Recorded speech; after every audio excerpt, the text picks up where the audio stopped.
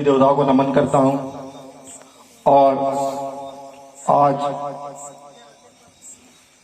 राजा शंकर साहा, कुंवर रघुनाथ साहा के इस शहीद दिवस पर मैं उन्हें कोटि कोटि नमन करता हूं, सेवा जोहार करता हूं। डॉक्टर भीमराव अंबेडकर, प्रकृति शक्ति बड़ादेव, बिरसा मुंडा, टांटिया भील, रानी दुर्गावती, सभी के चरणों में नमन, सेवा जोहार करता हूं। मंच पे मंचासीन मेरे आदरणीय सम्मानीय तिरुमाल गोविंद चाचा जी, डॉक्टर राजा सर, कुमरे सर, एवने सर और आदरणीय मंच पे मंचासीन दोनों दादाओं के चरणों में, इस ग्राम की मातृ शक्तियां, मेरे नव युवा साथीगण, सभी के चरणों में मैं सेवा जोहार करता हूं, जय सेवा करता हूं। नवा नाम ईश्वर धुर्वे है અને નવલ દાદાના નામ તિરુમાલ મિલાપ સિંહ ધુર્વે है। ग्राम तो ना तो नवा एगा वाणी तो ना एगा भाषण तो नेगा स्टार्ट किया तो ना।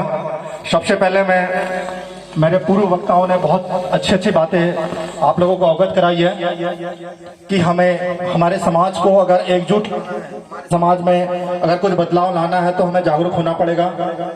और मैं मानता हूं कि हमारे समाज का विकास, अगर हमारे समाज को जागरूक करना है, हमारे समाज का विकास करना है, तो उसमें उसका एक ही ऐसा माध्यम है जिस माध्यम से हम हमारे समाज को जगा सकते हैं, हमारे समाज का विकास करा सकते हैं, और वो माध्यम है शिक्षा। क्योंकि शिक्षा के बगैर सब झूठा है। अगर यदि जब तक अपना समाज शिक्षित नहीं होगा तब तक अपने समाज में ना कोई परिवर्तन आएगा, ना कोई विकास होगा।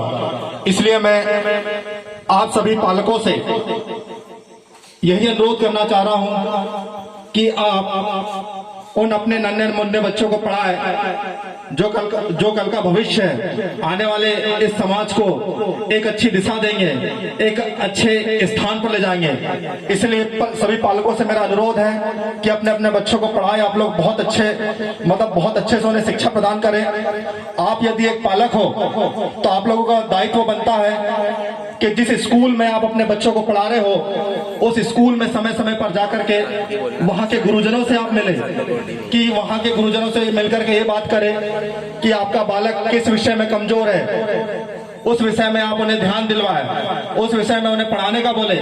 क्योंकि आज आप देखते हो कि जो पालक होते हैं स्कूल में तभी जाते हैं जब उन्हें समय पर उनके बच्चों को छात्रवृत्ति नहीं मिलती है, समय पर उन्हें जो ड्रेस होती है वो ड्रेस नहीं मिलती है। उस कंडीशन में अगर समय पर उन्हें भोजन नहीं मिलता, उस स्थिति पर पालक लोग स्कूल में जाते हैं। कभी कोई पालक इसलिए नहीं जाता है कि मेरा बच्चा अगर इस विषय में कमजोर है तो माँ बाप क्यों कमजोर है। इसलिए आप लोगों को जागरूक होना पड़ेगा। अगर इस चीज में अगर आप जागरूक हो गए तो वास्तव में आपका बच्चा पढ़ने लग जाएगा और एक दिन अपने माँ बाप का नाम रोशन करेगा, अपने उस गांव का नाम रोशन करेगा जहां से उसने पहली शिक्षा प्रारंभ करी, और अपने उस समाज का नाम रोशन करेगा जिस समाज में उसने जन्म लिया। इसलिए सबसे पहले पालकों को जागरूक होना पड़ेगा। मेरे पूर्व वक्ता तिरुमाल गोविंद चाचा ने भी और भाई परस धुर्वे जी ने भी बताया कि ये जो मुट्ठी होती है, ये बात सही है कि सबसे पहले ये जो अगर अपने समाज को एकजुट करना है तो आज अपन देख रहे हैं कि आज अपने भाइयों के बीच में नहीं पट रही है। उसका कारण ये है कि हम अशिक्षित हैं। इसलिए हमारे भाइयों को, हमारी मातृ शक्तियों को, हमारे पितृ शक्तियों को जो 5 उंगलियां होती है, अगर ये 5 उंगलियां अलग अलग होगी तो आसानी से आकर के कोई भी इसे आसानी से आकर के इसे तोड़ देगा, आसानी से तोड़ देगा। लेकिन अगर ये 5 उंगलियां अगर एकजुट हो जाए तो किसी की हिम्मत नहीं कि इस मुट्ठी को हिला दे। इसलिए अपने को एकजुट होना पड़ेगा। आज अपने समाज में जो सबसे बड़ी सबसे बड़ी जो कमजोरी है कि आज समाज से जलता है, आज भाई से जलता है। एक बहुत अच्छा सा एग्जाम्पल बताना चाह रहा हूं, मैं उदाहरण बताना चाह रहा हूं। अगर अपने समाज में 2 भाइयों की दुकान है, एक उइके जी की दुकान है और एक धुर्वे जी की दुकान है, दोनों चाय की दुकान है, लेकिन उइके धुर्वे के बीच में कभी नहीं पटती है। लेकिन ये अगर दूसरे समाज की बात करें, चाहे यादव समाज की बात करो, चाहे सोनार समाज की बात, किसी भी समाज की बात करो, अगर दोनों के पास दोनों लोग सोना चांदी बेचते हैं तो दोनों एक दूसरे को सहयोग करते हैं, लेकिन अपने समाज में नहीं होता है। उसका कारण क्या है कि आज अपना समाज जागरूक नहीं है, आज अपना समाज शिक्षित नहीं है। इसलिए अपने को सबसे पहले शिक्षित होना पड़ेगा। आज अपन कहते हैं ना कि इंसान जो होता है उसे जैसा माहौल मिलता है वैसा ढलता है, जिस टाइप से उसकी संगति होती है उस टाइप से वो बनता है। जब अपन देखते हैं कि किसी के यहाँ किसी की बेटी को अपन मांगने जाते हैं या अपनी बेटी को किसी के घर पे देते हैं, किसी लड़के के लिए देते हैं, तो अपन सबसे पहले उसका बैकग्राउंड देखते हैं, उसकी स्थिति देखते हैं कि वो कितना कमा रहा है, उसके मम्मी पापा क्या करते हैं, उसके यहाँ कितनी खेती बाड़ी है, तो ही अपन अपने बच्चे को वहां पे देते हैं। लेकिन आप थोड़ा ध्यान देना कि आप उस लड़के के बारे में उसकी परिवार की स्थिति को मत देखो।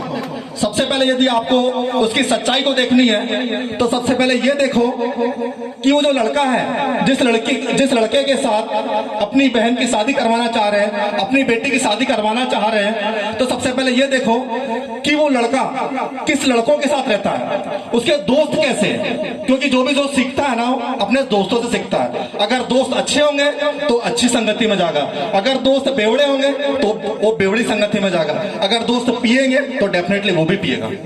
क्योंकि कहते ना कि जैसा माहौल होता है वैसा ढलना पड़ता है, तो वही होगा। अगर वो अच्छे लोगों के साथ रहेगा तो बहुत अच्छी संगति में जाएगा। आज देखते हो कि जब आकाश से जब कोई पानी की बूंद आती है, जब पानी की बूंद आती है, अगर वो पानी की बूंद अगर एक नीम के पेड़ पर आ जाए तो पानी की बूंद भी कैसी हो जाती है, कड़वी हो जाती है। अगर वही पानी की बूंद जब एक गन्ने के खेत में गिरती है तो पानी की जो बूंद होती है उसका स्वाद कैसा हो जाता है, मीठा हो जाता है। देखो, नीम के पेड़ में गिरने पर कड़वा हो जाता है, गन्ने के पेड़ में गिरने पर वो मीठा हो जाता है। वही पानी की बूंद जब किसी सीप पर गिरती है तो मोती के रूप में कन्वर्ट हो जाता है, और वही पानी की बूंद जब किसी सांप में प्रवेश करता है तो एक विष बन जाता है।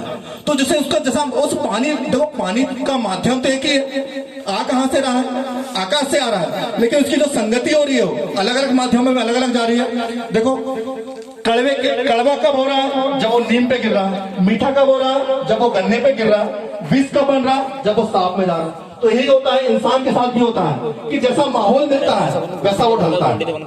इसलिए अपने को माहौल देखना पड़ेगा, कौन अपने को ये भी पहचानना पड़ेगा कि कौन अपने हैं और कौन पराये हैं। आज अपन देखते हैं अपने समाज में, आज अपन आदिवासी समाज में केवल अपने गोंड ही नहीं आते, आदिवासी समाज में गोंड भी आता है, कोरकू भी आता है और हरिजन भी आता है। आज अपन हरिजनों को अपने समाज से दूर करते हैं। आज आप देखते हो हरिजनों को अपन अपने घर के अंदर नहीं लाते, घर के बाहर ही बैठा करके उनको पानी देते हैं, खाना देते हैं, उनसे अपन छूत मांगते हैं। वो आज अपने हैं, आज अपन उनसे छूत मांग रहे हैं। मतलब अपने को पहचानना पड़ेगा कि कौन अपने हैं और कौन पराये हैं। आज अपन जो अपने दुश्मन है उनको अपन अपने घर तक ले जाते हैं। आपको पहचानना पड़ेगा कौन दुश्मन, मैं किसी का नाम नहीं बताना चाह रहा हूं, आपको पहचानना पड़ेगा कि कौन अपने दुश्मन है, कौन अपने हैं और कौन पना है। जो अपने दुश्मन होते हैं उन्हें अपन अपने घर तक ले जाते हैं, चूल्हे तक ले जाते हैं, अपने रसोई तक ले जाते हैं, लेकिन जो अपने हैं उनको अपन ढेर के बाहर रखते हैं। ये कौन सी परंपरा है? इस छुआछूत को अपने को घर खत्म करना पड़ेगा। ये अपने को आज से ही शुरुआत करनी पड़ेगी। यदि आप इस बलिदान दिवस पर यहाँ पे आए हो तो यहाँ से कुछ सीख करके जाओ। कार्यक्रम तो बहुत होते हैं, हमारे जैसे बहुत सारे वक्ता लोग भी आ जाएंगे, लेकिन वही होता है कि उस बातों को कितने लोग उस बातों को अपने दिमाग में रखते हैं और उस बातों को कितने लोग अमल करते हैं वो डिपेंड करता है। आज जितने भी यहाँ पे मंच पे बैठे हैं मंचासी, सबका एक सपना यही है, मेरे अकेले के आगे बढ़ने से, सबकी सोच ये है कि मेरे अकेले के आगे बढ़ने से कुछ नहीं होगा। जब तक मेरे साथ, मेरे कदम से कदम, मेरे कंधे से कंधे मेरा समाज एक साथ आगे नहीं बढ़ेगा, तब तक हमारा सपना पूरा कैसे होगा।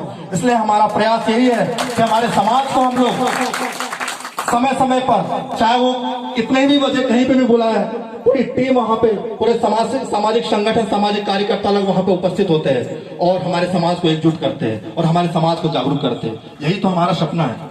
तो ये इसमें हमारे अकेले के प्रयास करने से कुछ नहीं होगा, इसमें आप लोगों को सहयोग देना पड़ेगा।